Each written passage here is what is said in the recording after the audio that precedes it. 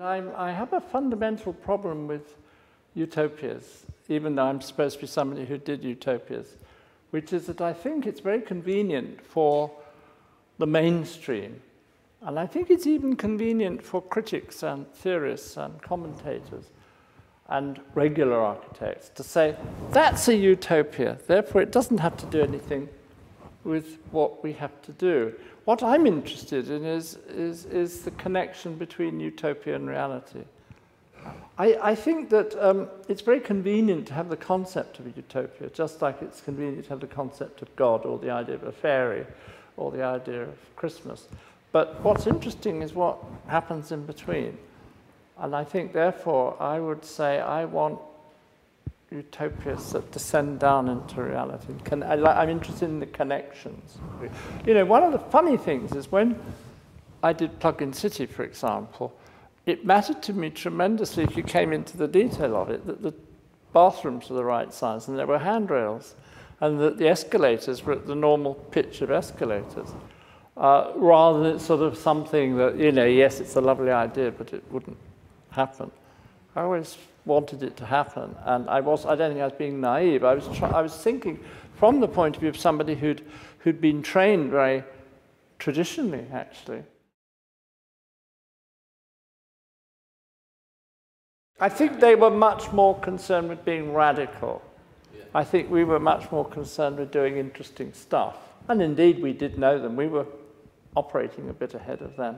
But then the metabolists were there, you know? I mean, we were not... The Italians sort of came just 3 or 4 years later, but we were looking already at Buckminster Fuller, we were looking at Bruno Taut, we were looking at Japan, we were looking at space stations, we were looking at car manufacture, we were looking at system building. We were working in our day jobs on prefabricated concrete system building. And Plug-in City, in a sense, was actually as much a critique of system building from within as it was about utopias, probably more so. But it's not convenient for historians to think of that, because they say, oh, no, system building, that's something else, that's, you know, muddy feet. Utopias are to do with, you know, dreams and politics and stuff. Whereas I think I was much more, my personal view was to extend the architecture towards other possibilities.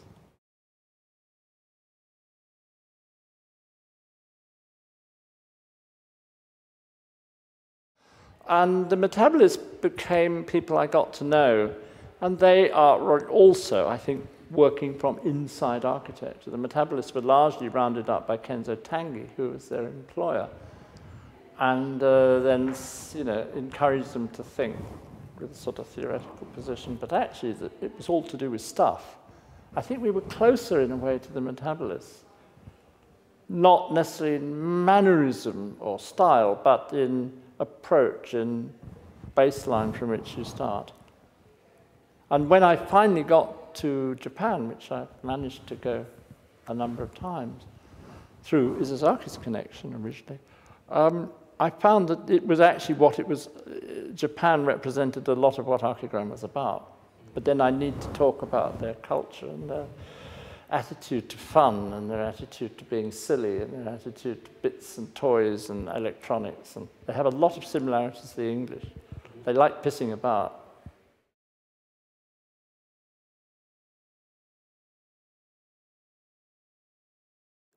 Well, as I say, you know, at the back, I mean, one of the things that we would discuss, and we did a whole archigram issue, or part of an archigram issue, was, for example, the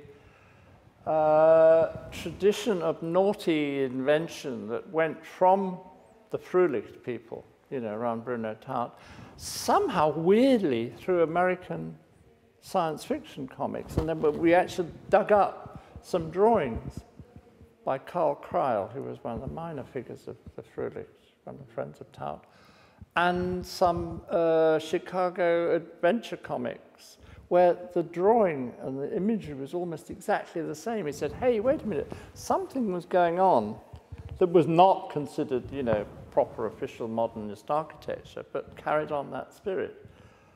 And this, I mean, this is a byway. And obviously, you know, we were influenced also to some extent, or we were a friend of the critic Rayner Banham. My wife, who's younger than me, says, you know, when she's writing about architecture, she realizes how much we were influenced by Banham, who was a close personal friend and lived across the street.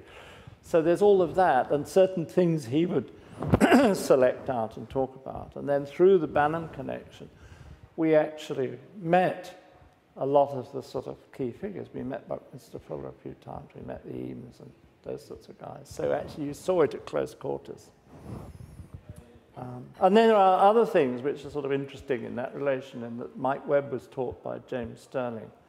I was taught by Peter Smith, and then Arthur Korn, who was a guy out of this city, happened to be a Jewish Marxist, and so got kicked out, but he did the Mars plan for London. So there's a whole lot of, we were taught, and I think that's interesting, that we weren't sort of, we didn't come out from somewhere under a stone. We were actually taught by and connecting, you know, with these guys, which I think is significant.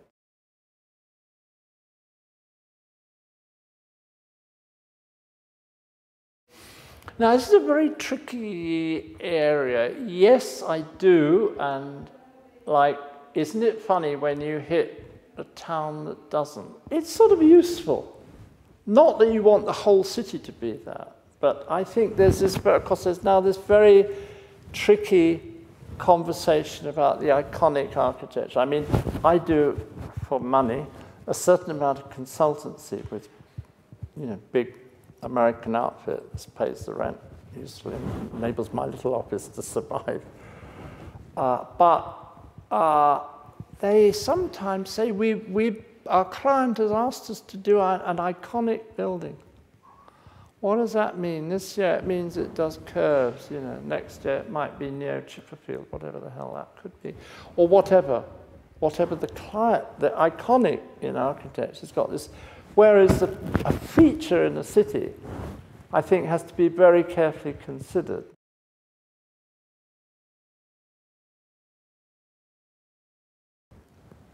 It's a discussion which needs more than 5 minutes on it, because it introduces all sorts of layers of question. And I think that in architecture, what I'm always irritated by, particularly when I'm doing the crits for a big outfit, is that developers and a lot of architects have a very limited vocabulary of response. It's as if you go into a restaurant and say, you're going to have the fish, the meat, or the potatoes. And you say, hold it, hold it, hold it.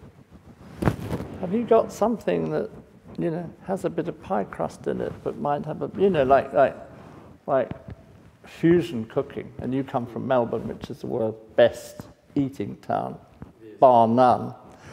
Fusion is very big in Melbourne, but it's difficult for traditionalists to get their head around it. Same with architecture.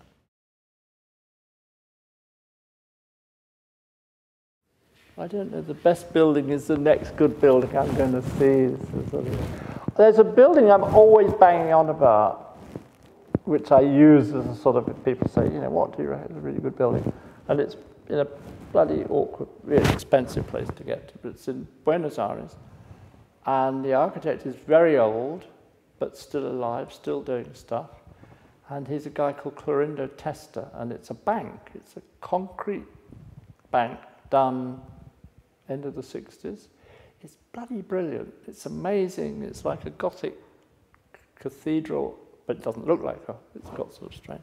It's an amazing building. That's my sort of tip from the hip, you know. Sort of. But what's interesting, the last time there was an economic downturn, people went off and dreamt. Now, with the economic downturn, people are going off and worrying, but they're not dreaming, you know, they're still trying to find a way of getting a little job on the side somehow, which is sort of reasonable, but it hasn't caused them sort of saying, okay, there's nothing going on out there, let's sit and draw or stick on the computer some ideas, you know, which I find a bit, they've been sort of like, the organics are different, and maybe they always will be different. You know, so just as I looked at people 50 years before me and wondered what the hell they were up to. You know, why did the Deutsche Werkbund matter as much as they thought it did? So you could say, why did, you know, that period of kind of, quote out this awful word, utopian, you know. There's no point in recreating it, but I think there is always the need for exploration. I would like your generation to be a bit more exploratory than the people a bit older than you.